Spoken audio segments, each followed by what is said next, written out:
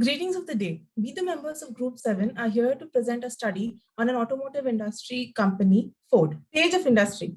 The advent of the internal combustion engine marked the start of the automotive industry's introduction phase when it was a hotbed of innovation. In the United States alone, there were 300 automotive companies by 1910. The industry quickly progressed to the next stage of its cycle growth. There was a push for a certain industry standard. The automobile industry has been in its mature phase for the past 50 years. Moving to the PESTEL analysis, the political arena seems favorable for the company. The tax reforms and governmental stability are positive elements, while the potential trade policy changes can suggest future challenges for Ford. The US economy seems favorable for the company. The combination of a lower tax rate, an increase in disposable income, and a growing economy suggests an increase in the company's fortunes. The social cultural element for Ford presents some challenges as demographic changes take place across the globe. The most important technologies driving the automobile industry are ride sharing, vehicle electrification, and autonomous driving. The environmental element plays a prominent role in today's globalized economy. Legal challenges are the future of NAFTA, a regulatory framework for the autonomous cars, its presence in the Far East, and lawsuits seeking damage for alleged product defects. Talking about the Porter's five forces, first is the competitive and rivalry. One of the effects under it is the high exit barrier. Next is the bargaining power of Ford customers. Under that, we have moderate switching costs. Next is the bargaining power of Ford's suppliers, and the factor in that is moderate overall supply. Next, we have the threat of substitutes, and the factor inside it is low performance of substitutes. Last, we have the threat of new entrants, which has the factor as high capital cost. Talking about the activity system map, we have four value points which are in the blue, and the gray part shows us the points inside those activity system maps. Speaking about strategic group analysis, we have chosen to depict the association by the degree of vertical coordination and the degree of product extension for the present circumstance. These two estimations uncover an extraordinary arrangement of how firms in the business inhabit association. Based on the estimations, we have divided companies in the three groups as shown on the screen. Sources of barriers to entry in the market would be product differentiation, where incumbents have broad identification and customer loyalties. This forces entrants to spend heavily to overcome these loyalties. Startups may bring a different product to market, but its benefit must be clearly communicated to the target customer.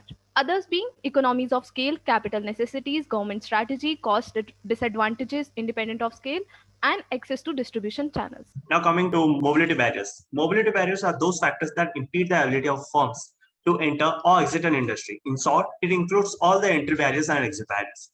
To leverage this, Ford has adopted various strategies from time and again to maintain a high level of mobility barrier. Some of these are backward vertical integration, under which it has created subsidiaries to supply the various raw materials such as iron, steel, glass, and rubber. Then, by using forward vertical integration strategies, it has ventured into the luxury and sports car segment through brands like that of Lincoln, Ford Mustang, Mazda, and Aston Martin. It is also using vertical integration strategies to enter the EV category by partnering with firms like that of Rivian to create luxury car EV vehicles. All these strategies are helping Ford to maintain a high level of mobility barrier. Coming on to the market trends and insights. So the major market trend is that 1 in 5 new car sales globally will be battery electric vehicles, and millions of new self-driving cars will be added to the world's fleet. Coming on to the insights generated, internal combustion engine vehicles are set to lose their market share, and the EVs and autonomous vehicles are the future. India can be a huge center for passenger car exports to the third world countries. Star performance of the product line are key to capturing market share, and resilient supply chain and distribution system will provide insurance against black swans. Strong focus on post-purchase customer experience is key to customer retention, and more emphasis on providing end-to-end retail and enterprise solutions will act as a major revenue driver. Key dimensions of competition. Well, the key dimensions of competition within the automotive industry is customer centricity, technology and innovation, brand equity, cost advantage, quality, and efficient supply chain and distribution system. Coming to the competitor analysis, Ford's main competitors include Toyota, Honda, General Motors, Nissan, Chrysler, and Tesla. Ford is positioned as a low-cost competitor with a focus on function. The worldwide automotive market is highly competitive and is likely to further intensify with continuing globalization and consolidation. Ford is currently pursuing a cost leadership strategy to operate more efficiently and obtain economies of scale across global markets. Some of the key statistics of competitors are, while the Toyota Corolla was the best-selling car model in 2019, the Ford F-Series truck was the world's best-selling light truck model in the same year. Both Toyota and Ford sold more than 1 million units of their top models. On the other hand, General Motors generated $122.49 billion in revenue during the 2020 fiscal year, while selling about 6.8 million vehicles as compared to around 8.4 million units in 2018, a decline of nearly 12%.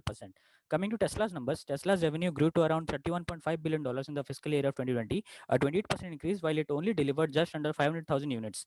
As Tesla continues to outperform car manufacturers in terms of market cap, people have already begun dubbing Tesla, General Motors, and Ford as the new big three. Now, coming to the ERC grid and Blue Ocean strategy, Ford should focus on eliminating gasoline usage and carbon emissions from its cars completely and reduce service requirements and vehicle options, along with battery charge time compared to previous electrical vehicles that it has produced. Also, it should focus on raising energy efficiency of its electrical vehicles and acceleration rate as well. Finally, it should focus on creating a stylish, beautiful, and high-performance electric sports car and passenger car that is fun to drive. Coming on to the Blue Ocean strategy, Ford should focus on minimizing the reliance on foreign oil and remove pollution and satisfy customers by providing them an increased productivity and convenience at a low cost. Finally, it should develop a potential market for green and affordable performance vehicles. So moving on, as the top management of the Ford company, our focus would be on localization of manufacturing activity and vendor and supply development. Our chief focus would be electrical vehicles as part of our Blue Ocean strategy. Customer centricity, better end-to-end stakeholder management, and retail and enterprise solutions would be also our focus. Thank you.